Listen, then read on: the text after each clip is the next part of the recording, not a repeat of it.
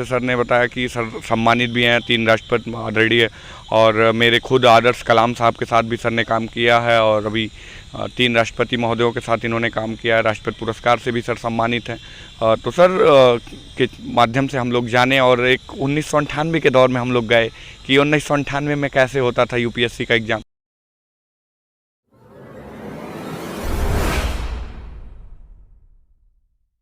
नमस्कार, मैं अभिनंदन आपका IJR अरब जंक्शन चैनल पे हार्दिक स्वागत करता हूँ। आज आप लोगों को हम 1998 में ले जाएंगे, और उस समय यूपीएससी का जो एग्ज़ाम होता था, यूपीएससी के एग्ज़ाम के तहत जो भर्तियां होती थी कैसे होती थी, IES के तहत जो IRS का पोस्ट था उस पे सर का चयन हुआ था 1998 में। तो सर से हम बहुत सारी चीज़ें बात करेंगे कि कैसे एग्ज़ाम होता था, क्या चीज़ें थी। सबसे पहले हम लोग सर का एक इंट्रो लेते हैं। तो सर अभी आपका क्या नाम है, और सर कौन से पोस्ट पे आपका चयन उस समय हुआ था 1998 में? नमस्कार, मैं रुकमैया मीना हूँ और राजस्थान का एक छोटा सा गांव है, बूंदी ज़िले के काशपुरिया गांव से रहने वाला हूँ। मेरा जो बैकग्राउंड है बिल्कुल किसान के बेटे के रूप में हूँ, और हमने मजदूरियाँ करके दूसरों के बड़े जो काश्तकार हैं उनके यहाँ खेतों में आधी बटाई से मजदूरियाँ करके संघर्ष किया। मेरे पिताजी लगभग 5 बीघा ज़मीन थी, तो वहाँ के जो राजा महाराजा हुए उन ठाकुरों की जो ज़मीनें थी उनके आधी बटाई में उनकी खेती करते थे। और जब टाइम मिलता था गर्मियों में सर्दियों में तो किसी का मजदूर कहीं पैसे कमाते थे। तो मेरा जो संघर्ष है यहाँ तक पहुँचने का काफ़ी। किस पोस्ट पे सर सिलेक्शन? मैं यूपीएससी 1998 के IES एग्ज़ाम के प्रथम प्रयास में मैंने पास करके रेलवे के IRSC सर्विस में हूँ मैं। और मैंने जोधपुर से बीटेक किया इलेक्ट्रिकल इंजीनियरिंग से, उसके बाद IIT दिल्ली से MTech किया हुआ। मैं जब दिल्ली IIT में पढ़ाई करता था, और उससे पहले जैसे जोधपुर का मैंने 93 के फर्स्ट ईयर में 93-94 में फर्स्ट ईयर में था, तो लोग कहते थे कि यार बहुत कठिन एग्ज़ाम होता है IES वगैरह, IES यूपीएससी एग्ज़ाम। तो हमने काफ़ी इस चीज़ को सोचा, लेकिन पहले हमारा उद्देश्य था कि जो वर्तमान जो स्थिति है, वर्तमान में हम जो उसको अच्छी तरह समझें। बहुत से उसी के साथ साथ चलता है कि वर्तमान इतिहास हो जाता है, और वर्तमान की आगे सोच ही बहुत से है। तो जब हम गांव से निकले हैं, गांव में हमने हमारी स्कूल काशपुरिया गांव में रहा, जो 5वीं तक की स्कूल थी। उसके बाद हमारे पंचायत है, गंभीरा पंचायत है हमारे नैनवा तहसील का, वहाँ में 6वीं से 8वीं तक का सफ़र किया। उसके बाद मैं 9 से 12 तक मेरा जो तहसील हेड क्वार्टर नैनवा बूंदी जिले का राजस्थान गाँव को, तो वहाँ के मैंने 9, 10, 11, 12 पास किया। लेकिन मेरा एक नाम है रुकमैया मीना, इसमें मुझे काफ़ी लोगों ने चिढ़ाया कि मेरा एक अलग हट के नाम है रुकमैया। अच्छा, एक्चुअली मेरे नाम के पीछे एक इतिहास है। जो मेरा 98 एग्ज़ाम्स में मैंने फर्स्ट टाइम में यूपीएससी पास किया, और 16 मार्च 99 को मेरा यूपीएससी में इंटरव्यू था। तो वहाँ जो कमेटी जो चेयरमैन थे उन्होंने लगभग 7-8 ऑफिसर्स थे, कई सारे IAS थे, कई सारे IIT के प्रोफेसर थे, इंटरव्यू की कमेटी थी। तो उन्होंने जब मेरा नाम पूछा कि आपका नाम क्या है, तो मैंने घबराया हुआ था। तो मैंने मेरा नाम बताया कि सर मेरा नाम रुकमैया है। कि सही नाम बता, ज़ोर से बोलो। मैं धीरे धीरे बोला, तो मेरा नाम रुकमैया है। फिर उसके रुकमैया है क्या है, तो उन्होंने कहा कि मैंने सर रुकमैया मेरा नाम है। कि नाम किसने रखा? फिर मैंने मेरा नाम के पीछे एक इतिहास है। मेरा नाम मेरे जन्म से पहले रखा गया था। बेसिकली लोग बच्चे का कोई चाहे लड़का और लड़की हो, जन्म के बाद रखा जाता है नाम, और निक नाम रखते हैं। आज के टाइम पिंटू, सिंटू, बिट्टू नाम रखते हैं। फिर जब स्कूल में एडमिशन होता तो सोच समझ के पंडितों में निकाल के शास्त्रों में निकाल अपना नाम रख देते। लेकिन मेरा नाम जन्म से पहले रखा गया। वो इसकी कहानी ये है कि जब मैं मेरे मम्मी के पेट में था, तो एक भागवत, एक हनुमान जी बालाजी बोलते हैं, कुंभावाला बालाजी, हमारे वहाँ के कुंभावाला बालाजी है। तो वहाँ भागवत चली थी। तो भागवत में एक रुकमैया नाम का एक महाभारत भागवत में चल रहा था। रुक्मिणी का भाई रुकमैया था, जो कृष्ण भगवान की जो पत्नी रुक्मिणी, कृष्ण भगवान जब शादी के लिए वहाँ तैयार, तो रुकमैया ने मना कर रहा था, उसका अपोज कर रहा था। तो कृष्ण भगवान ने रुक्मिणी का अपहरण करके वो ले जा रहे थे। तो उसका एक भाई है, उसका बड़ा भाई है रुकमैया, वो है मेरा नाम। तो वो एक नाम था। उससे एक कहा कि इतना महान राजा था, विकट राजा था, तो ये रुकमैया के पास एक इतना भगवान से उसने संघर्ष किया अपनी बहन को ले जाने, अपहरण को बचाने के लिए। तो उसने कहा कि आप यदि ले जाना चाह रहे हैं मेरी बहन रुक्मणी को तो फेरा के साथ ले जाइए, लेकिन आप अपहरण करके ले जा रहे हैं, ये मेरे स्वाभिमान के प्रति, भले मेरी गर्दन काट दीजिए लेकिन मेरी बहन का अपहरण नहीं किया जाए। तब से आज बहन भाई का परिवार, भाई का जो प्यार है, वो किसी के साथ लव फेर होता है तो उसका भाई कहता है आप शादी करके ले जाए, मैं कोई दिक्कत नहीं है, मेरी बहन का आता आपको, लेकिन अपहरण करी लुका छुपी कर, तो वही आज वो मेंटेन हो रहा है कि भाई, वो भाई जो प्यार होता है वो रुकमैया ने एक सिखाया कि नाम का, ये नाम का एक आपका इतिहास है, वो बहुत तो सर उस समय। और मेरे जन्म के बाद मेरी नानी ने रखा नाम कि लड़का हुआ तो रुकमैया और लड़की हुई तो रुक्मणी, तो इसलिए लड़का हुआ इसलिए मेरा नाम का इतिहास है। यही मैंने यूपीएससी में बताया, उन्होंने खुश रहो के वहाँ के बड़ा अच्छा इतिहास रहा और बड़ा महाप्रकर्मी राजा था रुकमैया, तो उधर भी देश का राजा था वो, ये चीज़। अच्छा, अब मैं पढ़ाई की बात कर रहा हूँ, संघर्ष की बात है। मैंने गांव में मजदूरी करके संघर्ष किया, कॉलेज में जो बीटेक किया था जोधपुर एमबीएम इंजीनियरिंग कॉलेज है राजस्थान के, वहाँ भी first year second third year गया, लेकिन जब गर्मियों की छुट्टियाँ होती थी तो वहाँ मजदूरी करने जाता था मैं छुप छुप के अपने फ्रेंडों से बच के, ताकि पता नहीं लगे।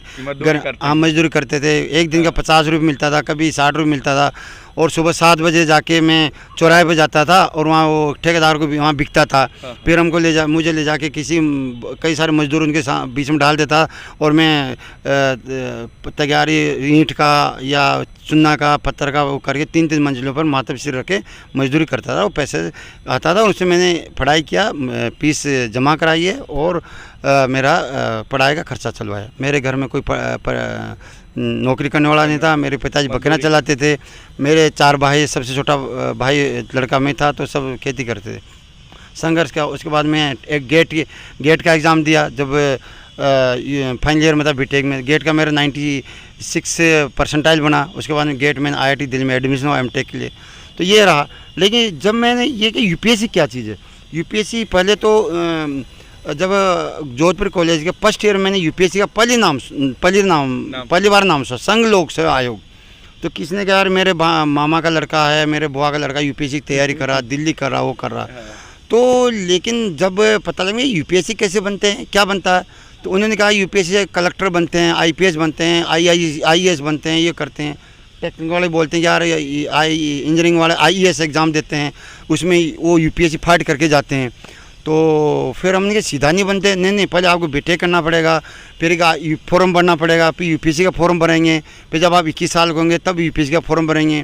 तो फिर हमने, जब मेरा दिल्ली जाने का बिल्कुल विचार नहीं था, जब मैं फर्स्ट ईयर सेकेंड ईयर की बात है ये, जब सेकेंड ईयर में तब यूपीएससी मेरे दिमाग में आया। तो किसी ने कहा कि वहाँ एक जयपुर का था, बड़ा एक लड़का था, उसका नाम राव मार्तर सिंह है, वो मेरा अच्छा फ्रेंड है, वो आज ऑस्ट्रेलिया में प्रोफेसर, प्रॉपर आईएएस उसका पास हो गया था, उसने प्रॉपर आईएएस ज्वाइन करके आईएएस भी पास हुआ और प्रॉपर आईएएस भी उसने क्वालिफाई करके, लेकिन आईएएस ज्वाइन नहीं किया। आज वो ऑस्ट्रेलिया में ऑक्सफोर्ड यूनिवर्सिटी में एक सीनियर रिसर्च में प्रोफेसर है, वो मेरा फ्रेंड, मेरा रूमपान। उसने कहा यार रुकमैया दी तुम्हें यूपीएससी पास करना है, आईएएस बनना है तो इलाहाबाद जाइए। उसने मुझे बताया पहली बार इलाहाबाद यूनिवर्सिटी का नाम। आज मेरा सौभाग्य है मैं यहाँ इस बड़ा विश्वविद्यालय जो सेंट्रल यूनिवर्सिटी इलाहाबाद, जो अंग्रेजों के टाइम की यूनिवर्सिटी, आज मेरा यहाँ इसका दर्शन हुआ। और मेरे जो छोटे भाई हैं, मेरे दूसरे छोटे भाई हैं अभिनंदन है, दूसरा छोटा भाई, इन्होंने मुझे पूरा इलाहाबाद यूनिवर्सिटी का दर्शन कराया, भ्रमण कराया, और यहाँ के कॉलेज के या स्कूल के जो रूम हैं, क्लासरूम, उसका विज़िट करा, सेंट्रल लाइब्रेरी उसका विज़िट करा, कई सारे फैकल्टी है, साइंस फैकल्टी, आर्ट फैकल्टी, सब फैकल्टी में इन्होंने मेरा विज़िट करा और मैंने हर फैकल्टी के याददाश्त के लिए किया। सर अब ये बात करेंगे सर, उस समय एग्ज़ाम कैसे होता था या कितने पेपर होते थे? अभी जैसे सर पैटर्न बदल चुका है, अभी जीएस के 4 पेपर होते हैं और ऑप्शनल का 1 पेपर होता है यूपीएससी का, तो उस समय सर कैसे होता था एग्ज़ाम और क्या पैटर्न था? हाँ, उस समय हमारे जैसे आईएएस का, सिविल सर्विसेज के एग्ज़ाम होते थे, जीएस की होती थी, हिंदी का, उसमें जनरल स्टडी हो गया, इंग्लिश का होता था, और अपने 2 सब्जेक्ट ऑप्शनल होते थे, तो वो और प्री होता था, प्री के बाद फिर मेन रिटर्न एग्जाम होता था, फिर इंटरव्यू होता था। पैटर्न लगभग वही है, लेकिन सिलेबस, आज के सिलेबस और उस टाइम के सिलेबस में थोड़ा डिफरेंस है।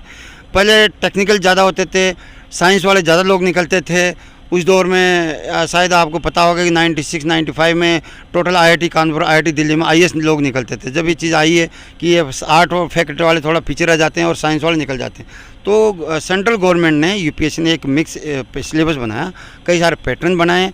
उस पैटर्न में धीरे समय समय संशोधन किया कि आज का दौर में किस तरह का सिलेबस होना चाहिए। उस टाइम क्या था, जो खामियां थी उसको ठीक किया गया, जो आज के जो रिक्वायरमेंट है उसको इस सिलेबस में रखा गया। तो आज हमारे जो जितने भी युवा बच्चे हैं, जितने बेरोजगार जो तैयारी कर रहे हैं, चाहे युवा हों, लड़का हो, लड़की हों, उसको एक डेडिकेशन के रूप में जो सिलेबस है उसको एक डेडिकेशन के रूप में तैयारी करना चाहिए। आज कल 15 सितंबर, जिसमें 5 सितंबर शिक्षक दिवस है, तो मेरा शिक्षक दिवस के एक उपलक्ष्य पर ये कहना चाह रहा हूँ, हमारे देश के युवा, मैं देश के, राष्ट्र के, भारत के युवा की बात कर, अंतर्राष्ट्रीय लेवल के जो युवा भी जो मेरी बात सुन रहे हैं, उसको अपने एक डेडिकेशन के रूप में पढ़ाई करिए और जो टारगेट रखिए वो टारगेट आपको अच्छी होना चाहिए।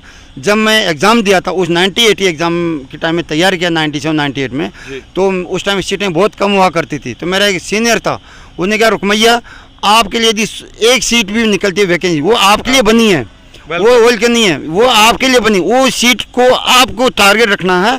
और जब आपको उस टारगेट के हिसाब से आप तैयारी करोगे तो आप अपना आप कॉन्फिडेंस से आता रहेगा। आपको कोचिंग की ज़रूरत नहीं है, आप सेल्फ कॉन्फिडेंस आएगा, सेल्फ स्टडी की ज़रूरत है। अब उस चीज़ में आप चाहे कई आज के युवा काफ़ी टेंशन में हैं, कई सारे प्रेशर में अपना आपको फील करते हैं, कई पारिवारिक टेंशन है, कि रिश्तेदार टेंशन है, पढ़ाई का बोझ है, कि बेरोजगार बढ़ रही है। तो मैं आज के युवाओं को ये कहना चाह रहा हूँ कि बिल्कुल टेंशन नहीं लें। आप समय के हिसाब से आपको बेरोजगारी दूर होती जाएगी, समय के हिसाब से आपको रोज़गार मिलेगा, चाहे वो गवर्नमेंट सेक्टर हो या प्राइवेट सेक्टर हो। लेकिन आप जो भी करें तन मन धन से आप उसकी तैयारी करें, स्टडी करें। और यदि कोई वैकेंसी आती है या कोई स्टेट को यूपीएससी, मतलब चाहे राज्य सरकार की वैकेंसी हो या केंद्र सरकार की वैकेंसी हो, तन मन धन से फ्रेंडली तैयारी करो और किसी से ईर्ष्या मत करो, कंपटीशन रखिए, लेकिन किसी को नीचा मत दिखाओ। अपने भगवान पर विश्वास करो, एक विश्वास ही भगवान आप पर तभी विश्वास करेगा जब आप भगवान पर विश्वास करोगे। क्योंकि एक मंत्र है, हो सकता है भगवान इसी का इंतज़ार कर रहे हो कि मेरा जो स्टूडेंट है वो तैयारी करें, फॉर्म भरें, तैयारी करें, उसकी एग्ज़ाम, उस जो एग्ज़ाम है उसमें आपका बहुत लिखा हो और आप भगवान आपको आशीर्वाद देंगे। तैयार, लेकिन आप उसके संघर्ष करें, एक फॉर्म भरें, तैयारी करें, तब आपको जाके भगवान का आशीर्वाद मिलेगा। सर एक क्वेश्चन ये है कि सर अच्छा उस समय आप लोग कितने घंटे पढ़ते थे? पहले का भी ये भी रिक्वायरमेंट है, लोग कहते थे कि पहले क्या उतने लोग सरकारी जॉब में नहीं जाना चाहते थे या ऐसा कुछ था सर? नहीं, पहले के दौर में सरकारी जॉब में लोग ज़्यादा इंटरेस्ट थे, क्योंकि सरकारी कई सारे महकमा रहता था, उसका रेपुटेशन आज भी है, ऐसी बात नहीं है, लेकिन हाँ और ज़्यादा। लेकिन आज प्राइवेट सेक्टर को ज़्यादा महत्व सरकारी भी है, लेकिन प्राइवेट कंपनियां, प्राइवेट सेक्टर बहुत ज़्यादा आ गए, कई सारे इंफ्रास्ट्रक्चर आए, नई नई टेक्नोलॉजी आ गई है। आज हर चीज़ गूगल पर मिल जाती है, हर चीज़ की अवेलेबिलिटी है। उस टाइम हमारे टाइम पर किताबें नहीं मिलती थी। कैसे सर किताबें नहीं मिलती थी, कैसे आप लोग तैयारी करते? जब हमने जो जोधपुर तैयारी किया था, दिल्ली से किताब मंगाई। कोई एक लड़का बोलता था हमें इलाहाबाद जाके किताब, तो इलाहाबाद यूनिवर्सिटी में हमारे लिए किताबें गई थी आईएएस की तैयारी करने के लिए, जीके की। हाँ, मुझे याद है जीके की जो किताब लाया था मैं जनरल स्टडी की, इलाहाबाद से मैंने मंगवाई थी। ये मुझे अभी भी याद है, आज उसकी देन है। और आज उसी यूनिवर्सिटी से मैं मेरा जो सौभाग्य है आज उस यूनिवर्सिटी में खड़ा हूँ। और मेरा क्योंकि पोस्टिंग भी यहाँ है, मैंने आईएएस एग्ज़ाम देके फर्स्ट टाइम में रेलवे आईआरएससी सर्विस ज्वाइन किया है। लगभग 20 साल सर्विस हो गई है। मैं रेलवे के जोनल चीफ इंजीनियर के पद पर हूँ, जो रेलवे के एडिशनल डीआरएम के इक्विवेलेंट के पद पर हूँ। और सबसे अच्छा व्यवहार करो, धैर्य, सद्भाव और भाईचारा का व्यवहार रखना चाहिए। एक क्वेश्चन ओके सर, एक क्वेश्चन ये है कि सर आप कितने घंटे उस समय पढ़ते थे, ये अगर देखा जाए, और पढ़ने के क्या संसाधन होते थे सर? हाँ, अभिनंदन ऐसा है, पढ़ने में क्या है, पढ़ने का जो टाइम रहता है, कंपटीशन होता है, दूसरों को देख के पढ़ते थे हम। यार वो 4 घंटा, वो 6 घंटा पढ़ रहा है तो हम 8 घंटा पढ़ें, कोई 12 घंटा पढ़ रहा है तो वो 16 घंटा पढ़ें, ऐसे लोग सोचते थे। एक लड़का, जो मुझे याद है, एक लड़का रात भर सोता नहीं था, कहते यार वो 6 घंटा ही सोता, 18 घंटा पढ़ता। लेकिन मैंने मेरी लाइफ में देखा, मैंने लगभग 12-1 बजे तक मैं पढ़ा हूँ रात, कभी बहुत कम हो जो मैंने फुल रात स्टडी किया। क्योंकि एक कॉन्फिडेंस से पढ़ें, शांति से पढ़ें, कूल वे में पढ़ें। आप जल्दी 12-1 बजे तक पढ़िए और सुबह जल्दी उठिए। तो वो अब लोग, कई बच्चे क्या करते हैं, रात भर पढ़ते हैं, फिर दिन भर सोते रहते हैं 10-11 बजे सुबह। तो मेरा उन बच्चों से भी ऐसी बात नहीं, आप रात भर पढ़िए, लेकिन टाइम से सोइए, टाइम से खाना खाइए, टाइम से पढ़िए। और बिल्कुल प्रेशर नहीं लेना चाहिए, टेंशन लेना चाहिए। समय के हिसाब से आपको रोज़गार मिलेगा। आप यदि 22 साल के हो गए तो ये नहीं कि 22, हो सकता है आपको 25 साल में अच्छी जॉब मिल रही हो।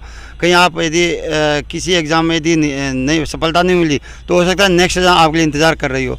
तो भगवान का एक मंत्र है कि आप संघर्ष करो, भगवान आपको सफलता देने के लिए तैयार है। सर अच्छा ये बताइए सर कि क्या उस समय भी जो यूपीएससी के क्वेश्चंस होते हैं न्यूज़पेपर्स और मैगजीन से आते थे, जैसे इस समय सर पेपर की एक बहुत बड़ी भूमिका हो गई है और करंट अफेयर्स जिसे कहा जाता है, तो क्या उस समय भी चीज़ों का असर ऐसा था कि करंट अफेयर्स की भूमिका? उस समय करंट अफेयर एक पतली बुक आती थी और एक ईयर बुक आती थी, तो वो निकलती थी, बस उसमें करंट अफेयर पढ़ते थे या न्यूज़पेपर की करंट कई इस तरह का। जैसे आज जितना फैसिलिटी है, या गूगल है, सोशल मीडिया है, ये कई सारे टीवी चैनल्स हुआ, कई सारे व्हाट्सएप है, इसमें आपको हर तरह की जानकारी मिल जाएगी। उस तरह में कोई न तो मोबाइल था हमारे पास, न हमारे पास टेलीफोन ये था। कोई कंपटीशन की जो बुक्स के लिए एक दो दुकान होती थी, जयपुर में हो या वो लिमिटेड दुकान होती थी, सब दुकान वहाँ मिलती थी। फिर कोई किताब नहीं मिलती थी किसी की सब्जेक्ट या किसी तैयारी, तो बोलते भाई आप 8 दिन बाद आइए। तो हम कहीं हो सकता है कहीं इलाहाबाद यूनिवर्सिटी से मंगवाया जाए या कहीं दिल्ली से मंगवाया जाए, कहीं बाहर से मंगवाया जाए, लेकिन हम 8 दिन बाद उसके पैसे देते थे और फिर हमारे लिए मंगवाते थे। और एक और बड़ी बात है, उस ज़माने में पुरानी किताबों का रिवाज था। मैं पहली बार 9th में गया तो मेरे सीनियर्स की किताबें मुझे मिली, सिलेबस वही था।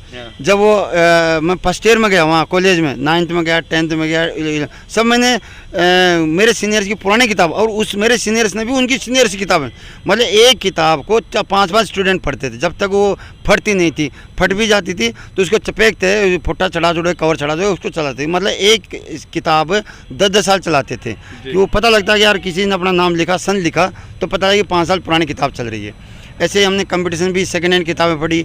जब मैं वहाँ तैयारी करता था तो मेरे पास पैसे नहीं थे, तो एक रफ लाता था प्रैक्टिस करने के लिए, तो स्याही का पेन लेता था इंक वाला, तो उसमें लिखता था। फिर उसको जब हो गया काम, मैथ्स का हो गया, तो उसको फिर गर्म पानी में धोता था मैं, गर्म पानी में धो के फिर सुखाता था मैं। तो वही एक पेपर को मैं 5-6 बार रीयूज करता था, ताकि वो मैं उसको यूज़ करता रहूँ, कि जब तक वो पेपर नहीं फट जाता, जब तक मैं बार बार धोता था, बार बार उसको रीयूज करता था।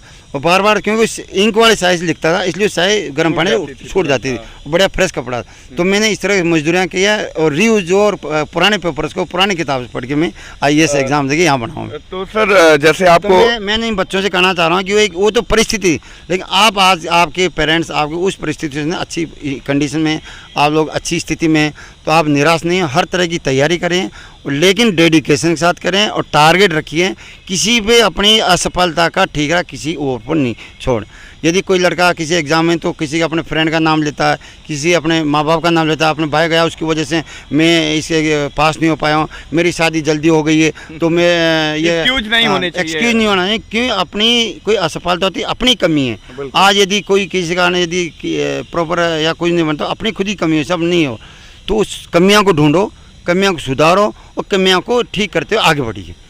अपनी कमियों को दूसरों पर न थोपें। मैंने कभी नहीं सौंपा।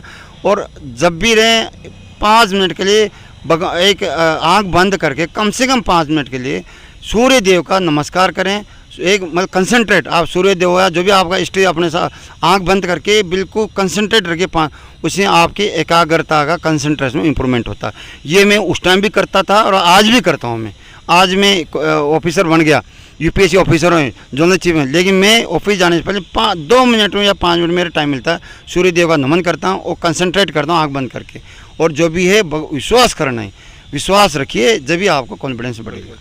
सर ने जैसा कि बताया कि सर पेपर के लिए कपड़ा रहता था, कपड़े पे स्याही से लिखते थे और उसको फिर धुल के उसको फिर से उस पर रिसाइकिल करके लिखते थे जब तक वो कपड़ा फट नहीं जाता। कपड़ा नहीं, पेपर मतलब कागज़ का पेपर, कागज़ का पेपर, उसको धोता था मैं, कपड़ा नहीं रहता। स्याही वो जो रजिस्टर है, कॉपी, उसका कागज़ था, स्याही से लिखता था, वो गर्म पानी से फिर उड़ जाता था, तो रीयूज करता, रिसाइकिल कम से कम 5-6 बार, एक ही पेपर को 5-6 बार यूज करता। सर अभी आपको सर यूनेस्को से भी कुछ पुरस्कार और ये सारी, तो क्या था सर यूएनओ को, वो क्या है सर बताएं। हाँ, इसमें मेरे सर्विस के साथ साथ मेरा एक जज्बा है कि मैं गरीबों की सेवा करूं, आम पब्लिक की सेवा करूं, जो क्योंकि हम लोग सब गांव के आदमी हैं। आज मैं हूँ, मेरे पिताजी गांव के किसान की बेटा हूँ। आज मेरा छोटा भाई अभिनंदन है, हो सकता है इसका पापा नौकरी करता हो, लेकिन इनके परदादा देखिए वो भी गांव से बिलोंग करते होंगे। तो ये जितने भी शहर वाले हैं उनकी 3 पीढ़ियाँ पीछे जाए, सब गांव से बिलोंग करते हैं। तो गांव का आदमी ही एक ग्राउंड चीज़ को देखता है और उनको तो उसमें मैंने क्या किया, पिछले साल 2019 में जो कोरोना हुआ था तो इलाहाबाद में जब न्यूज़पेपर में देखा कि वहाँ से केरला से लोग या दिल्ली से लोग पैदल आ रहे हैं, भूखे तसार आ रहे हैं, तो मैंने मेरे घर में पूड़ी सब्जी बना के इलाहाबाद का बाईपास है, सोराव का बाईपास, वहाँ में पूड़िया सब्जी का पैकेट बना के, आलू सब्जी का पैकेट बना के वहाँ बांटता था मज़दूरों को। और वहाँ जो ट्रक भर भर के भूखे तसाए मज़दूर जाते थे, जो वापस अपने घर जा रहे थे, चलते समय परेशान थी भूखे, तो उनको मैं बांटता था। और लगभग मैंने अप्रैल और मई में ये काम किया, 1.5-2 महीने मैंने जितनी कोशिश, रात को 12 बजे और 2 बजे हो या सुबह शाम में हमारा करते, सैटरडे संडे मैंने मेरी पूरी टीम लगा रखी थी। तो मैंने ये काम किया और किसी को, लखनऊ का एक पत्रकार था, किसी NGO ने, उसको मुझे पता, मेरे बारे में पता लगा कि एक लड़का है, एक रेलवे का अफसर है, जो भी उनको पता नहीं था, मैंने किसी को बताया मैं रेलवे का अफसर हूँ, लेकिन मैंने सेवा की, गरीबों की सेवा की। उन्होंने मेरा फ़ोटो लिया, मेरा बायोडाटा लिया, तो उन्होंने ये डिटेल संयुक्त राष्ट्र संघ के जो संस्था है, वो जो वेलफेयर संस्था, जो इस तरह कोरोना कोविड के लिए एक संस्था बन रही थी, उसको मेरा नाम डिटेल भेजा, मेरी एक्टिविटी लिए, लाइव वीडियो देखा मेरा, तब जाकर उन्होंने मेरा नाम सेलेक्ट किया और मुझे UN की तरफ से एक संयुक्त राष्ट्र संघ का एक शांति टाइप का पुरस्कार मिला। तो वो आज मेरे सर्टिफिकेट है। और उससे पहले भी मुझे 2010 में ऊर्जा संरक्षण क्षेत्र में राष्ट्रपति अवार्ड मिला था, माननीय महामहिम प्रतिभा पाटिल राष्ट्रपति जी थे 2010 में। उसके बाद मुझे एक राष्ट्रीय अवार्ड मिला 2015 में। तो मैंने लगभग 13 करोड़ का एक छोटा सा प्रोजेक्ट था, उसमें 13 करोड़ बचाए, उसी मेरे प्रोजेक्ट में एक मॉडिफाई किया, उसमें 13 करोड़ देश की, उसमें मुझे राष्ट्रीय पुरस्कार मिला, वो भी अच्छा वो है। कई बार मैंने राष्ट्रपति, महामहिम राष्ट्रपति, भारत के राष्ट्रपति जैसे अब्दुल कलाम साहब, उसके मार्गदर्शन में मैंने रेल विद्युतीकरण पटना गया का रेल विद्युतीकरण कार्य करवाया, उसमें महामहिम अब्दुल कलाम साहब राष्ट्रपति जी ने उद्घाटन किया और इस कार्य को सराहना किया। अभी 25 जून 2021 को एक महामहिम राष्ट्रपति जी आए थे, माननीय कोविंद जी कानपुर में, वहाँ भी मुझे उनकी सेवा करने का मौका मिला। तो लगभग 3 बार मुझे भारत के राष्ट्रपति जी की सेवा करने का, मुझे इतना उच्च स्तर की सेवा करने का मौका मिला और इसके लिए मैं अपना आप को बहुत सौभाग्य समझता हूँ। और मैं तो सभी युवाओं से, सभी देश के नागरिकों ये हाथ जोड़कर विनम्र करता हूँ कि जहाँ भी सहायता है, एक दूसरे की सहायता करिए, एक दूसरे की हेल्पिंग नेचर, चाहे आप स्टूडेंट लाइफ हो या नौकरी कर रहे हो या कहीं भी अपने परिवार में हो, एक दूसरे सहायता करिए, द्वेषता भावना मत रखिए। मैंने कुंभ का मेला 2019 में, या कुंभ लगा था इलाहाबाद, तब मैं यहीं था। तो राजस्थान के लोग, जो भी श्रद्धालुओं के लिए 5-6 टेंट लगाए मैंने यहाँ पर, और कैंप लगा के टेंट लगाए और रहने के लिए 1.5 महीना भंडारा चलवाया। किसी से भी 1 रुपये की रसीद नहीं कटवाई, मैं खुद ने अपना आपको पैसा खर्च करके उनके समाज सेवा का भाव भी सर के अंदर मैंने किया है और आगे करता रहना चाहिए। तो इस तरह के जो व्यवहारिक प्रेम व्यवहार है, ये होना चाहिए, एक दूसरे की हेल्पिंग नेचर होना चाहिए। और दूसरे नीचा मत दिखाओ, सफलता का एक ही मंत्र है, दूसरों को मत नीचे गिरा के आगे मत बढ़ो, दूसरों को देख के अपना आपको आगे बढ़ाओ और उसके भी हाथ बढ़ाइए, ना कि टांग खींचो। इसमें सफलता का एक ही मंत्र है, टांग खींचना नहीं है, बाकी हाथ को पकड़ के आगे बढ़ाओ, हाथ से हाथ जोड़ो। सर ने जैसा कि बताया कि सर के समय कैसा संघर्ष था, क्या दौर था, सर चैनल पे आने के लिए सर बहुत बहुत धन्यवाद। थैंक यू साहब, बहुत बहुत धन्यवाद। और मैं इलाहाबाद के जितने भी निवासी, प्रयागराज हो गए, यहाँ मुझे दिल से जुड़ा, मेरी जो सर्विस लगभग 20 साल हो गई, 11 साल सर्विस मुझे प्रयागराज की धरती पर, संगम की जो पवित्र धरती, इस पर सेवा करने का मौका मिल रहा है। आज मेरी इच्छा थी, मेरे 1993-94 मेरे दिमाग में इलाहाबाद यूनिवर्सिटी की बात आई थी कि मैं IAS बनना, UPSC एग्जाम है तो वहाँ, तो आज मैंने यहाँ विजिट किया, बहुत अच्छा लगा, मेरा दिल से जुड़ा हुआ है। तो मेरी इच्छा आज कितने साल पुरानी है, आज 25-26 साल पुरानी। तो जैसा सर अभी उस समय से 1998 में सर का सिलेक्शन हुआ था, तो सर ने अपने बहुत सारे एक्सपीरियंस शेयर किए, कैसे एग्ज़ाम होता था, क्या पैटर्न था, कितना संघर्ष था, कंपटीशन कभी कम नहीं होता, कंपटीशन हर दौर में होता है। सर ने वो सारी बातें बताई जो एक 1998 के एग्ज़ाम में होते थे। निश्चित तौर पर अगर आप सुनेंगे तो एक इंटरेस्टिंग और रोचक बातें सर ने बताई। और दूसरी बात सर ने इसमें ये भी बताई कि जैसे सर ने बताया कि सर सम्मानित भी हैं 3 राष्ट्रपति ऑलरेडी, और मेरे खुद आदर्श कलाम साहब के साथ भी सर ने काम किया है, और अभी 3 राष्ट्रपति महोदयों के साथ इन्होंने काम किया है, राष्ट्रपति पुरस्कार से भी सर सम्मानित हैं। तो सर के माध्यम से हम लोग जाने, और एक 1998 के दौर में हम लोग गए कि 1998 में कैसे होता था UPSC का एग्ज़ाम। इसी तरह से हम करंट वर्जन के UPSC के स्टूडेंट्स को, UPPCS के स्टूडेंट को, बिहार PCS के स्टूडेंट को तो हम लाते ही रहेंगे, साथ ही साथ ऐसे कुछ खट्टे मीठे और पुराने यादें भी हम लाते रहेंगे। इसी के साथ आप हमारे चैनल को सब्सक्राइब करिए, फॉलो करिए और इसी के साथ नमस्कार, धन्यवाद।